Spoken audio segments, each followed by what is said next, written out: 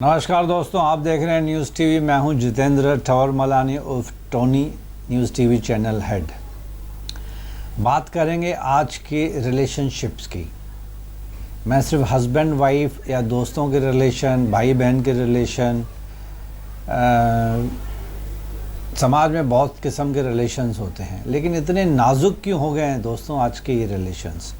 जो डिवोर्स का जो रेशो है इंडिया में इतना बढ़ गया है कि शायद मेरे ख्याल से इंडिया में सबसे ज़्यादा डिवोर्स इंडिया में ही होते हैं, पूरे वर्ल्ड की कंपैरिजन करेंगे तो। छोटी छोटी बातों पे आजकल हस्बैंड एंड वाइफ का झगड़े हो जाते हैं। कहीं ऐसा तो नहीं कि दोनों में, हस्बैंड एंड वाइफ में, लड़के लड़की में सहन शक्ति, कॉम्प्रोमाइजिंग नेचर का कहीं ना कहीं लैकिंग है। कंपैटिबिलिटी तो खैर धीरे धीरे ही आती है, ऐसा नहीं है कि कंपैटिबल, बहुत ऐसे लकी कपल्स होंगे जो कंपैटिबल होते हैं, लेकिन पहले का ज़माना अगर हम देखेंगे तो जो लेडीज़ थी वो बेचारी बहुत ज़्यादा कॉम्प्रोमाइज़ करती थी। जेंट्स बहुत कम कॉम्प्रोमाइज़ करते थे, लेडीज़ बहुत ज़्यादा कॉम्प्रोमाइज़ करती थी। आजकल के ज़माने में ड्यू टू वुमेन एम्पावरमेंट कहिए या वुमेन लिबरलाइजेशन कहिए, लड़कियां काम कर रही हैं, कंधे से कंधा मिला के चल रही हैं, बहुत ज़्यादा अचीवमेंट हो गई है लड़कियों की, लेडीज़ की। हर फील्ड में लेडीज़ ने अपना कमाल दिखाया है। तो हो सकता है कि वो घर से बाहर रहती हैं तो घर पे ऑब्वियसली थोड़ा सा उनका कंट्रीब्यूशन कम हो जाता है। हो सकता है हस्बैंड की एक्सपेक्टेशन अपने वाइफ से ज़्यादा हो, लेकिन मजबूरी ये है कि जब तक दोनों साथ में नहीं कमाएंगे तो घर अच्छे स्टैंडर्ड पे नहीं चल पाता है। When both are working they can meet the expenses.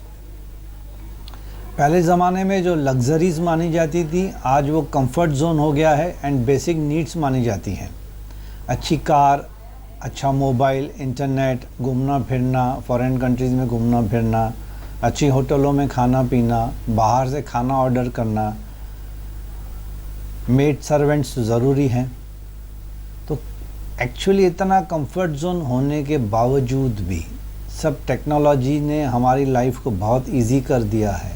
तो क्या रीज़न हो सकता है कि इनकी कंपैटिबिलिटी नहीं हो पा रही है, या what could be the reason कि इनकी सहन शक्ति या कॉम्प्रोमाइजिंग नेचर, जैसे मैंने कहा था कि वो मैच नहीं कर पाते हैं। कहीं ना कहीं सिंक्रोनाइजेशन की कमी है, या फिर कम्युनिकेशन ठीक से नहीं हो पा रही है। The differences are not sorted out.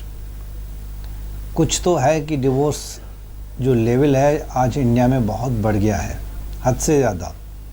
शादी होती है 3-4 महीने के बाद ही डिवोर्स हो जाता है। कुछ कुछ केसेस में तो ऐसे सुना है कि 1 या 2 महीने में ही डिवोर्स हो जाता है। अनफॉर्चुनेटली कुछ केसेस ऐसे भी होते हैं कि 1 हफ्ते के अंदर ही डिवोर्स हो गया।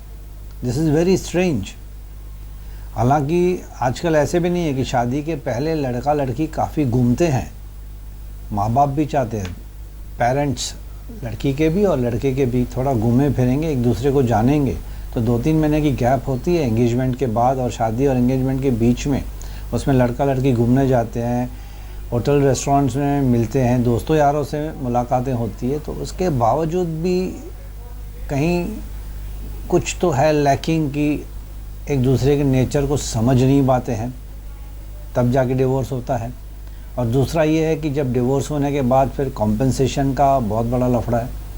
मैटर जब कोर्ट में जाता है, रिलेशनशिप तो ख़राब हो ही जाता है, और ख़राब ज़्यादा इसके लिए होता है क्योंकि फिर बात वो कॉम्पेंसेशन की आती है। कॉम्पेंसेशन में ज़्यादातर तो यही डिमांड होती है कि भाई इतना खर्चा हो गया था, लड़की के माँ बाप बोलते हैं कि इतना शादी में खर्चा हो गया था, वी वांट दैट बैक। और जितना सारा गोल्ड जो दिया था, स्त्री धन जिसको कहा जाता है, कि वो हमें वापस चाहिए। प्लस आगे फ्यूचर में लड़की के लिए मेंटेनेंस चाहिए अगर if she is not working. तो ऐसी बहुत सारी चीज़ें होती हैं जिनसे डिस्प्यूट होते हैं दोनों पार्टीज़ के बीच में और झगड़े बढ़ जाते हैं, रिलेशनशिप और ख़राब हो जाता है। The relationship is damage to that extent, to that level, it actually becomes irreparable. तो खैर मैं यही सोच रहा था कि आजकल क्या कमी है कि ये लड़का लड़की आपस में बन नहीं रहे, उनका नेचर आपस में मैच नहीं हो रहा है, कॉम्प्रोमाइज़ क्यों नहीं हो पा रहा है।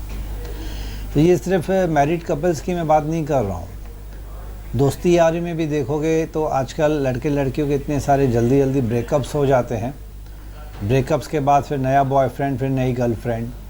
तो ये एक तरफ से तो हम बच्चों को ट्रेडिशन सिखाते हैं, रिलीजियस स्पिरिचुअल अच्छी अच्छी बातें सिखाते हैं, लेकिन फिर वेस्टर्न कल्चर इतना आ गया है हमारे इंडिया में कि we actually have got confused.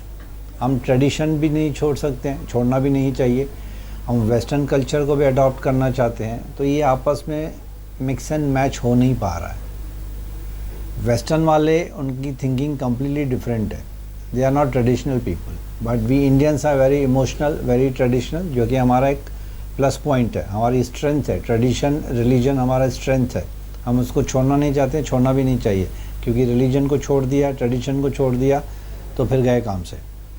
लेकिन अनफॉर्चुनेटली टेक्नोलॉजी आ गई, सोशल मीडिया आ गई है, एंड वेस्टर्न कल्चर इतना हमने अडॉप्ट कर लिया है कि आपस में झगड़ा, ट्रेडिशन का और वेस्टर्न कल्चर का आपस में झगड़ा हो रहा है, रिलेशन इसकी वजह से भी बहुत ज़्यादा ख़राब हो रहे हैं। तो खैर दोस्तों, मैं वीडियो को ज़्यादा लंबा नहीं खींचूँगा, लेकिन मेरे हिसाब से लड़का लड़की शादी के बाद अगर कॉम्प्रोमाइज़ नहीं करते हैं या नहीं कर सकते हैं तो ये सबसे बड़ी शॉर्टकमिंग, सबसे बड़ी लैकिंग है। मेरे ख्याल से हर रिलेशन में एक दूसरे की रेस्पेक्ट करना, that is the basic foundation. Respect for each other, space for each other, don't impose your ideas on your partner, never do that. उनकी आइडियाज़ सुनो, आपकी आइडियाज़ सुनो, बीच का रास्ता निकालो। मेरे ख्याल से रिलेशनशिप को हम अच्छी तरह से खींच सकते हैं। लेकिन अनफॉर्चुनेटली ईगो बहुत आ गया है लड़का और लड़की दोनों में। वो ईगो जब क्लैश होता है ना कि मैं क्यों झुकूं, लड़की भी बोलेगी मैं क्यों झुकूं, लड़का भी बोलेगा मैं क्यों झुकूं, तू गलत है, तू गलत है। तो ये मेरे ख्याल से रिलेशनशिप आगे नहीं खींच पाते हैं। Compromising is the key factor.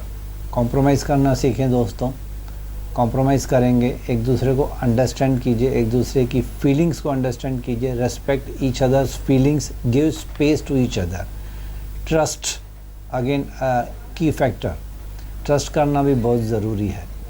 तो चलिए दोस्तों, हम तो चाहेंगे कि इंडियन कल्चर है, जो इंडियन इंस्टीट्यूट है, मैरिज इंस्टीट्यूट माना जाता है, उसको बरकरार रखें।